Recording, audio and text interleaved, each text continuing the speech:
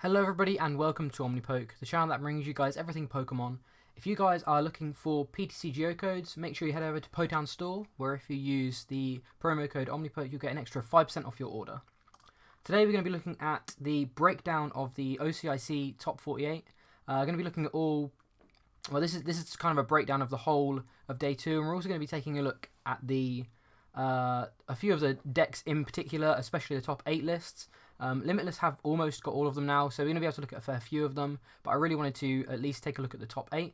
But first off, this is a complete breakdown from TCG of all of the day 2 decks. As you can see, ADP Zacian, a huge 48% on day 1, converting from day 1 into day 2, sorry. That's a massive percentage. We haven't seen numbers like that for a little while now, so clearly this deck lived up to the hype. Obviously Zacian, an incredibly strong card, and paired with ADP, it seemed like it was on a lot of people's sort of tier lists as the best deck in format, and it really seems to have performed. It didn't quite win the event. As you can see here, Mewtwo was able to take down another event. This card is slowly getting into the ranks of Zoroark for the amount of events it's starting to win, I think. Obviously, it's been in the format a lot less, a lot shorter than Zoroark has, but I think we could see a similar number of events by the time this guy rotates. But yeah, Mewtwo was able to win the whole thing. It was a sort of welder-based build. It wasn't one of the Malamar and Mewtwo lists that was initially doing well in Japan. I really think that underperformed or was underwhelming. It's a deck that I tested a bit and wasn't overly keen on myself, and I can't say I'm too surprised that it didn't do as well as some of the other variants. Obviously, it was still the third most popular deck, so it's not like it completely bombed. But it didn't quite translate as well as ADP Zacian did from the Japanese meta. So maybe lists weren't quite as refined. Maybe more people were expecting Malamar Mewtwo, so were teching for it. That kind of thing kind of falls in the crossfire of getting hit with similar techs for normal Mewbox lists anyway. So maybe it was a bit easier to tech for Mewtwo Mali than it was ADP Zacian. But either way, clearly ADP Zacian was the deck that translated the best from the Japanese meta. Still seeing Pikarom doing well. Second most popular deck. It was also in a lot of people's top 5 lists, top 3 lists even. Having access to Quick Ball and therefore having access to finding Coco again really quickly is sometimes, it may just have been what the deck needed to get back into the top tiers again. Also gaining a couple of things like Vitality Band. It gained a couple of really nice sort of tools, so nice to see Pikarom doing well again. As I mentioned, Mewtwo, Malamar, and regular Mewtwo were the next most popular decks. Combined, they were the second most popular deck, so Mewtwo obviously still doing well and able to take down the event. Clearly still a really big performer in this format. Cinccino Mill was again another Japanese archetype that a lot of people were really scared of, and a lot of people respected, and as you can see, it did also translate. I think there were 3 or 4 that made it into day 2, so still clearly a pretty aggressive sort of controlling archetype in the format. It's very different to Pidgeotto control. Pidgeotto was a control deck, whereas Cinccino is a mill deck. They're two very different things, and the deck just aims to completely get rid of your deck, and after testing with it a little bit after this weekend, it's actually really scary how quickly this deck can pop off and you run out of resources to deal with it, so definitely something to think about going forward. Baby Blounds was another one that a lot of people really hyped. Getting Lucky Egg alone was a really big thing, plus Energy Retrieval. So as expected, this did see a little bit of play day 2. It didn't do quite as well as some people expected, but even so, was able to squeeze a couple of places. Regular Malamar, there was only 2 or 3, I think it was 2, I believe, in day 2, both played by ex-DDG members Danny and Grant. So clearly they had built another Mali list that they thought would do really well, and 2 of them made it into day 2. I think both of them getting top 32, maybe Danny getting top 16. We'll take a look in a sec. So yeah, clearly Mali built well, played by a good player, can definitely still break through. These were the only 2 Malis that made it. Magcargo is another archetype that I think really properly spawned from the latest set. Magcargo's always been a bit of a meme card, but Guru opened up a lot of different combinations with Magcargo, and again 2 made it into day 2. I believe one was more of a mill-based list, and one was much more aggressive attacking style variant that we're a bit more used to. So unfortunately we don't have the lists for either of those, so we can't check them out more specifically. But yeah, both of those lists, hopefully when we see them, will be pretty interesting. And then we've got one Obstagoon, one Metal Zacian, and one Ability Zard. Ability Zard got all the way to the final, and the Obstagoon got 3rd place. So clearly these two were pretty strong archetypes. These lists were pretty strong in themselves, but the actual archetypes didn't quite translate well enough. It'll be interesting to see whether that continues. Goons, obviously, you're able to tech for a little bit more, and is a bit more of a control deck, so there's a bit more on the radar. But Ability Zard was, I think, a lot of people's early choice going into the tournament. I know, from what I remember Joe saying, I believe it was what he would have played if he was attending.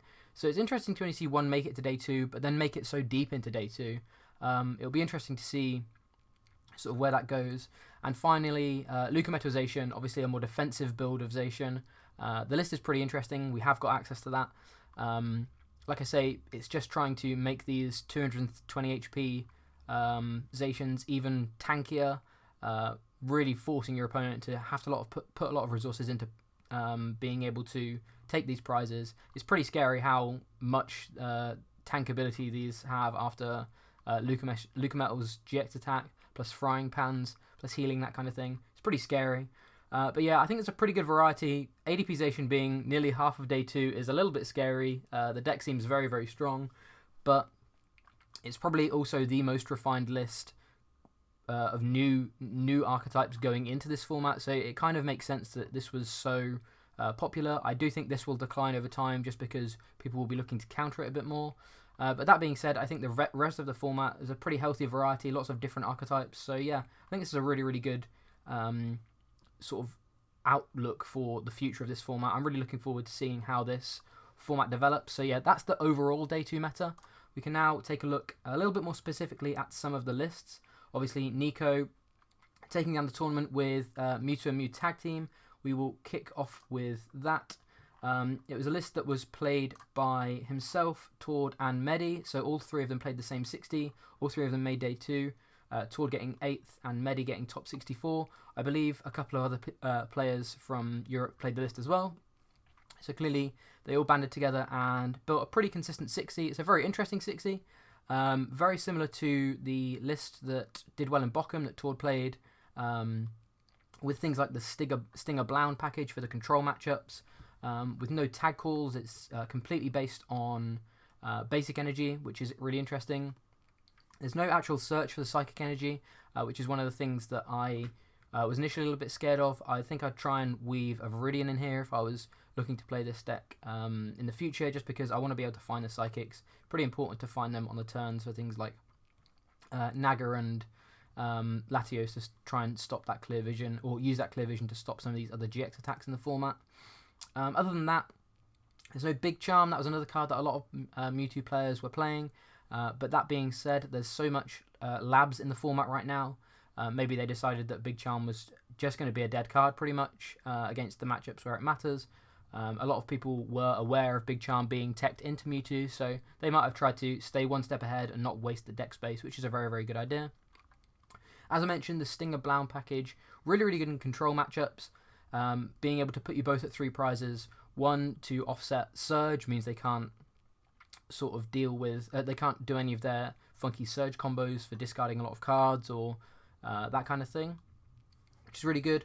Also, really good for then, after they can't Surge, you're able to then place a load of counters, not take any more prizes, but maybe set up for a couple of turns. There's a lot less Pidgeotto in the format now. It's all Cinccino control, or Cinccino Mill. So the Blound isn't quite as good as it was against the Pigeon decks. But that being said, there's a lot of times where these control decks won't have a way to knock out the Blound even the turn after Stinger. So you may even get access to 2 Fireworks Bombs, which is always going to do a huge amount of damage. That's 240. That's 240 damage basically. 24 counters wherever you want. So you should be able to take 3 prizes from that. Also has the inbuilt sort of bonus of, as they sort of played in the Naga Checkmate build last year, if you're able to hit into a tag team with something like a Solgaleo or a Victini, or not quite take the full knockout, maybe a Tag Purge, just to set them up, and then stinger them down, so you only need a small hit to take 3 prizes the next turn. Obviously still a really, really valid strategy. So yeah, he's Well, Nico and the others have decided to carry on playing this Stinger package, which I think probably will become standard in this kind of build. It will be interesting to see whether anyone tries to adapt the Rainbow style build with the tag call engine, that kind of thing, to this format. Obviously, the decks are very different. They and the tag call style build very rarely plays this Naga Blown Stinger package, so it'll be interesting to see whether people go for this variant in the future or whether they try and adapt back to the Rainbow build. But I think this build is really, really strong. Got the Victinian here for another easy out to one-shotting Zacians as well, which is really, really important. I think probably really, really helped their Zacian matchup, along with things like Reshizard, which can naturally one-shot Zacians anyway, but also is a wall breaker. So they have a lot of different options here, which is really, really good. Still playing the low puff. That's one card I'm really interested in because I felt like we were moving away from a low puff meta with all of the Vs coming out. So interesting that they still decided to play that. Probably really good still against things like Pikarom. Mirror is probably a really relevant card still. So maybe there was enough GX Pokemon still out there to be able to get value from the low puff, which is what I'm most interested in. Not playing things like SPDO anymore. Again, because of the new rule change, you're not able to get a turn to SPDO as often. Well, you can't get it at all if you're going first, and if you're going second, your opponent's gone first, they have an opportunity to evolve all of their Pokemon.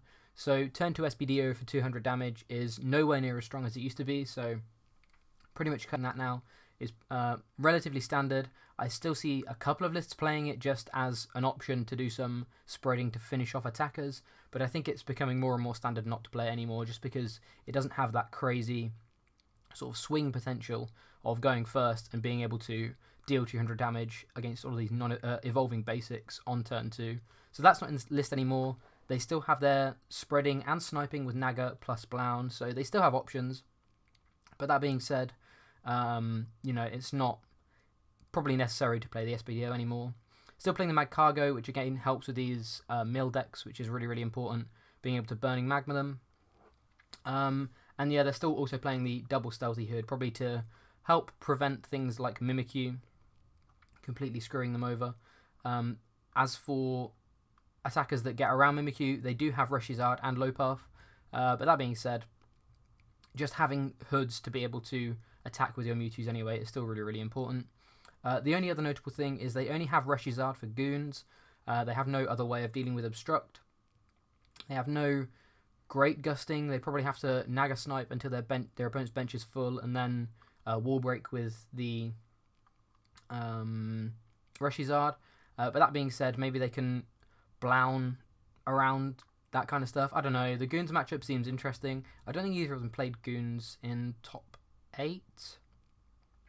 I'm pretty sure the Goons player played against Zach, but I will have to check that because I'd be interested to see what their sort of strategy is against it, considering their only wall breaker right now is Reshizard. So yeah, really, really interesting list. Obviously, huge props to Nico. Did really, really well, and I think this is definitely a mainstay in the format. I think a few people kind of wrote World of Mewtwo off, but I was still a believer, and I guess these guys were as well. So yeah, really, really good list. Definitely one to watch out for. I think a lot of people will be looking to adapt it for the future.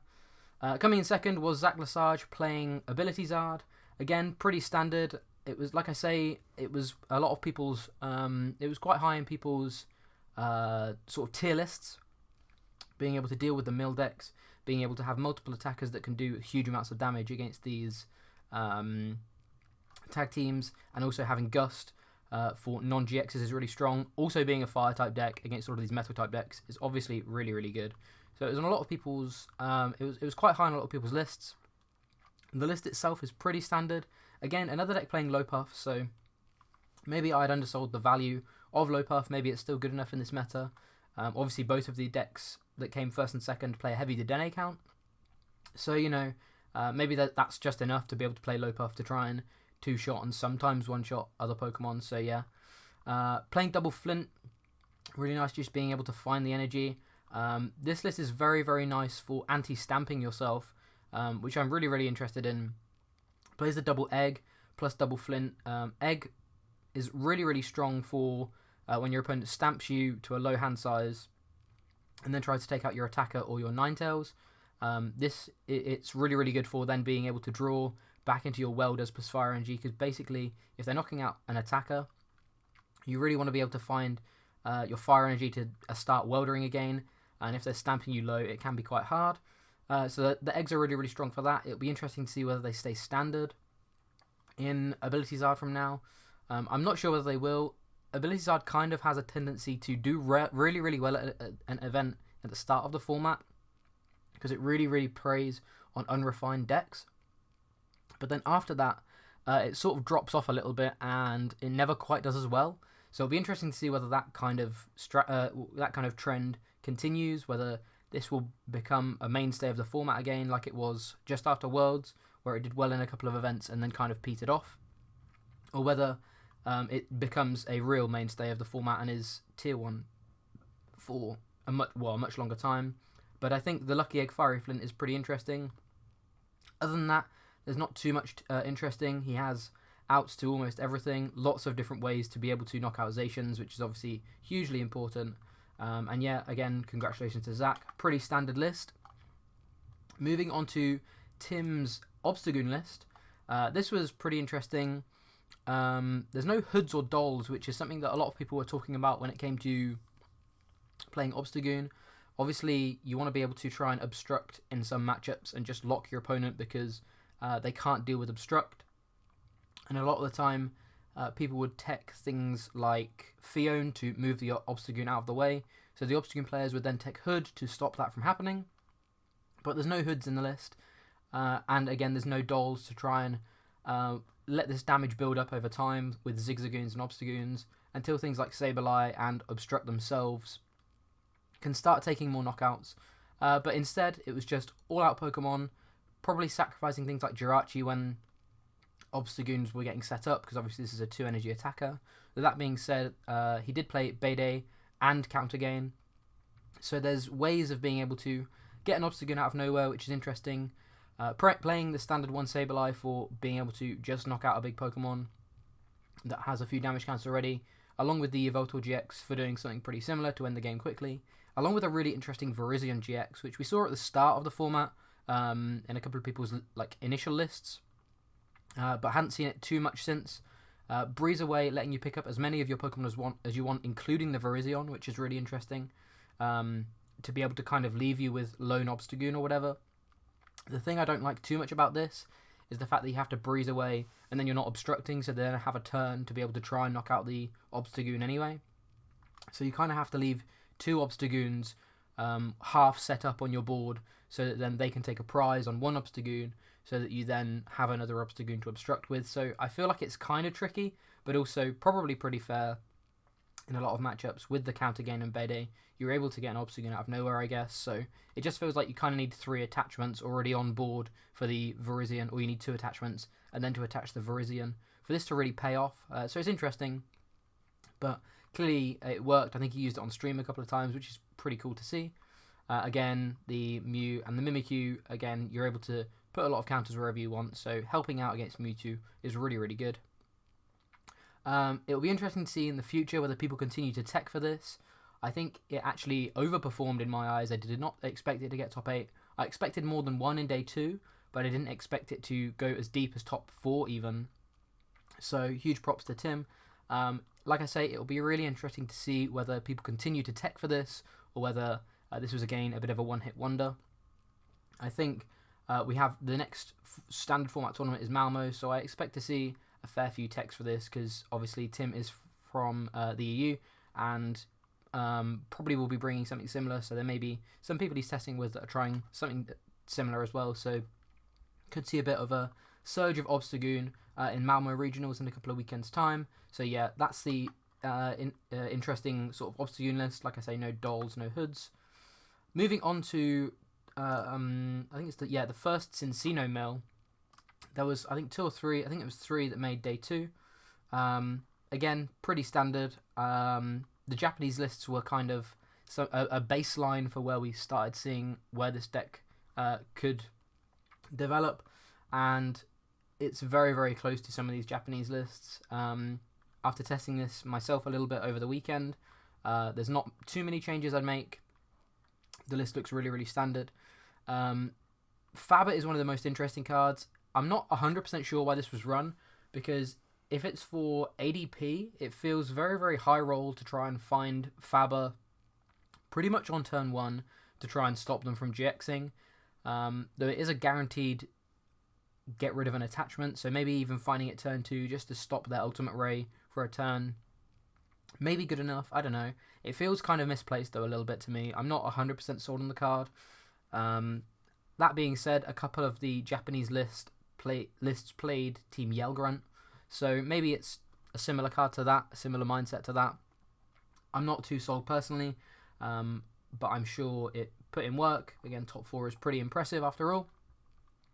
Other than that, there's nothing crazy. Similarly with Swell, I'm not overly keen on it. It's probably disruptive.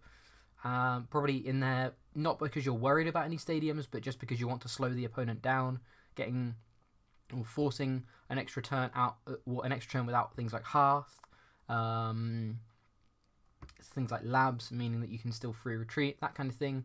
I don't know what the specific use for it is, but I could see it just being in here because it's disruptive. But that being said, I could see it also being another consistency card, like another search card or another surge or something like that. Just more consistency to try and get your strategy online as quickly as possible, to then mill the deck as quickly as possible.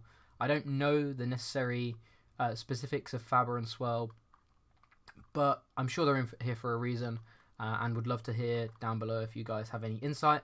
There was another Cinccino mill that made top 8, but unfortunately he was DQ'd for a decklist error, but there should be one more Cinccino mill in the top 8, which would have pushed it up to 4, which I think would have made it the most popular archetype. Oh no, not quite the second most popular archetype, but it would have been right in here, sandwiched in between the two Mewtwo lists, the two Mewtwo decks. So, you know, still clearly a pretty interesting archetype, and one that earned its respect over in Japan, and we should clearly respect. Now it's in our standard metagame as well. Moving on to the first of the ADP Zacian lists, Bert Walder's fellow teammate was able to make another top 8 at an Internats, a really, really impressive run again. I'm only going to be looking in depth at the top 8 ADP Zacians because they're all pretty similar, to be honest. I will go through and mention a couple of techs that a couple of decks have been playing, but I just wanted to look at these 3 in particular because they were the highest placing ones. Bert's is pretty interesting. There's a few tech Pokemon. There's Guru to try and stop some of these painful discards with Research and Dedenne, as well as trying to save cards for combos later on.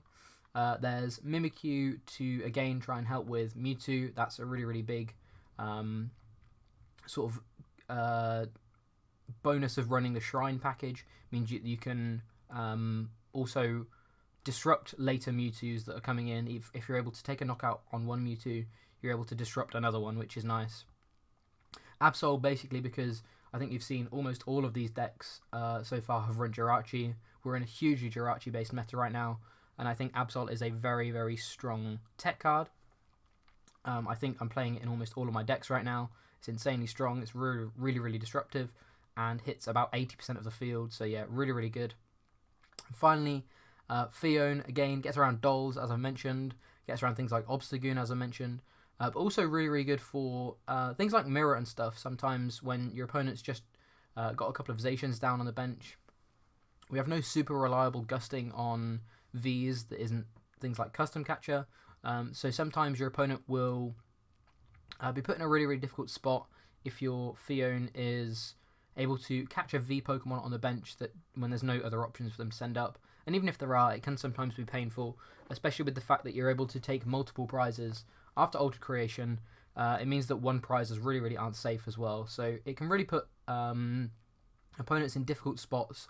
I really, really like Fion at the moment as well. Along with the Absol as well, it's not like they can just send up a pivot. You can also use this sort of mini package as a bit of disruption because they don't have the free retreating always that Absol prevents. So yeah, it's really, really interesting. Other than that, he decided to play a lower Mani count. This was something that we discussed with him just before the tournament. He said that he would look for another Mani if he could, but he really, really wanted second Stamp over second Mani, which I think is fair enough, especially with a heavy research package. It means that you can happily discard things like Mani and grab them later on with Sinlin. And you also really want to find Reset Stamp on those specific turns, I think, and being able to dig for them whilst also digging for things like Vitality Band, your stadiums, is really important. So you don't always want to use this as your support for turn.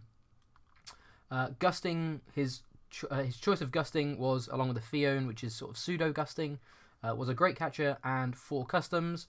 None of this normal catchers high roll flip stuff. That was kind of scary. I think a few of the ADP Zacian lists did play it, but none of the top 8 lists played flip catcher, so maybe settling for a consistent 2 gusts rather than a flippy 4 gusts was the way to go. It'll be interesting to see how that method develops, whether more people start going towards normal catchers or what. I think normal catchers are likely to get better and better as time goes on, though we are getting a Lysander reprint next set, so basically they'll only be good until May, or good quote unquote until May. And then we have Universal Gusting again, so no more of this great catcher and custom catcher kind of thing. We'll probably be playing heavy Lysander counts, but that's for the future anyway. Played the Shrine and the Vitality Band for extra ticks of damage. Really, really good to be able to one-shot some of these 270, 280 HP Pokemon. You can combine both of these with Zacian's attack to be able to one-shot Arceus ADPs for 4 prizes, which is really, really strong, along with using one of them to just be able to one-shot things like Mewtwo. So yeah, I think 3 damage buffing outs is really, really good for the format, or really, really good for the deck, considering the format, because there's lots of things you want to hit right now. Other than that, the only other kind of spicy quote-unquote card is the Unit Energy. I didn't want to play a third Aurora, basically because Unit is the exact same as Aurora. The only thing that Aurora is better for is attacking with a couple of random Pokemon, but you really don't want to be doing that. And the Unit means you don't have to discard. So if you have Guzmahala and you're searching, you already have to discard 2 cards for the Guzmahala. Sometimes it's just too painful to discard a third, or you just can't discard a third.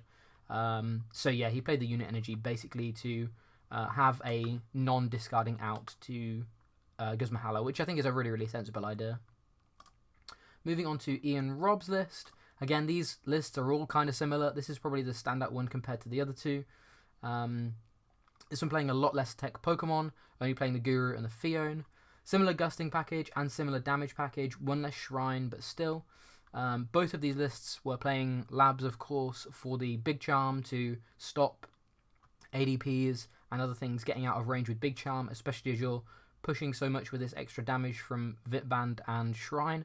You want to also stop them basically being able to tank that damage and then sort of not be punished by it. So you can do all of this extra damage and then later on drop a Lysander Labs, basically stop them using their Big Charm. The Big Charm is turned off and all of a sudden they're knocked out. So you can use this card as a really, really good 1 stamp prevention card, because you can take prizes on your turn without attacking.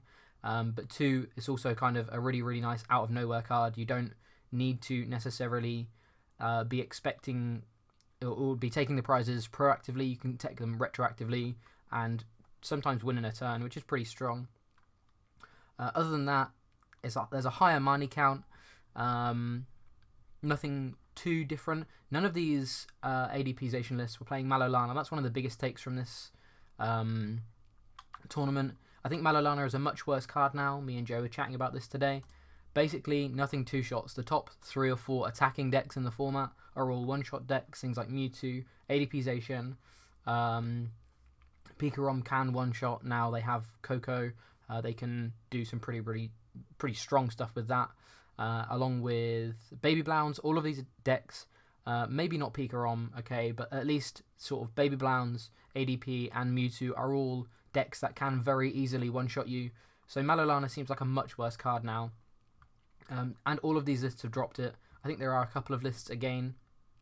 Throughout the top 8, there were 23 after all, so there are a couple of lists that are playing Malolana still, but I think it seems relatively redundant now. Going on to Jack's list, he actually finished 9th, but after the DQ was bumped up to 8th, so we will take a look at his list honorarily. This list is really interesting because he's gone for the double E switch to be able to try and get the GX out of nowhere, not necessarily having to find the ADP on turn 1 and get an attachment to it. more than happy to just attach to a Zacian. Intrepid Sword to even find even more attachments, and then E-switch them off and get an ADP out of nowhere. Really, really nice addition. I don't think too many lists are playing it. From what I've seen, around 3 or 4 of the 23 lists that made Day 2 played Energy Switch, so I don't think it's by any means standard, but it is definitely interesting and something to watch out for in the future. Playing Mew instead of Guru, probably trying to prevent losses to people sniping the Denes more than anything. Again, playing the Big Charm, so maybe also wanting to try and stop people taking prizes on already damaged Zacians and ADPs, things like that. So yeah, nothing too different. There's no Marnie in this list as well, with the 2 stamps still.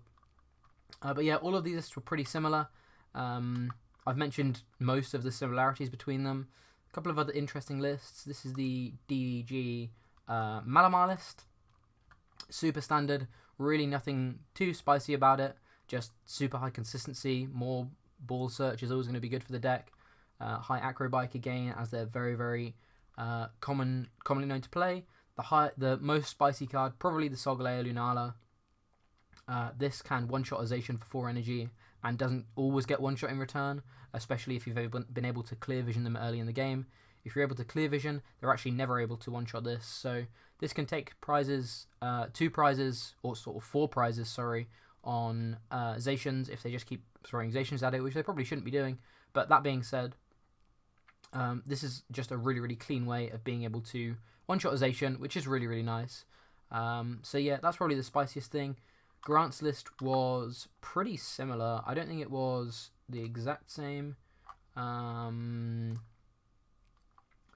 Grant chose to play the SBDO. I think other than that, they are the exact same list. He just played SBDO over Solgaleo Lunala. So yeah, interesting to see that. Another couple of lists I wanted to look at. I wanted to take a look at this Pikarom list, John Ing's Pikarom list. Decided to play no tag call. This was not a tag call based engine. This was all in on Volkner and Professor's research, which is really interesting.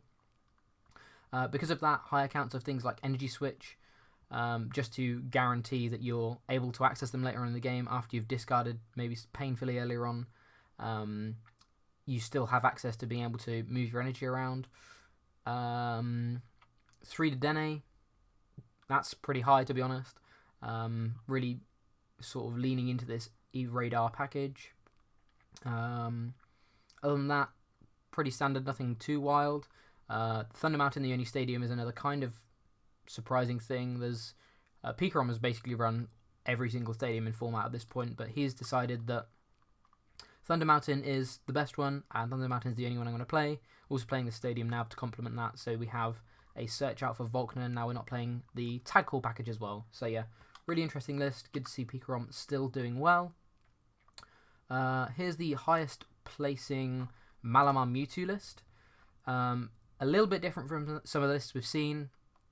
Deciding to run Ultra Necrozma instead of Dragonite. Deciding to run Baby Blown and Giratina, which is something that I personally have tried, and I think Giratina is pretty good.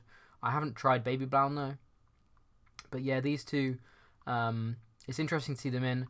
There's a kind of a much smaller focus on the Mewtwo package here, because there's actually only 2 Mewtwo and 1 Trevnoir, whereas some lists were playing 3 Mewtwo and 2 Trevnoir, so a bit of a sort of cut down Mewtwo package in favour of playing it always played this Naganadel, but in favour of playing Stinger as well, again probably to help some of these control matchups, having the Stinger Blown package. Other than that, nothing too spicy, just kind of consistency cards where it can be.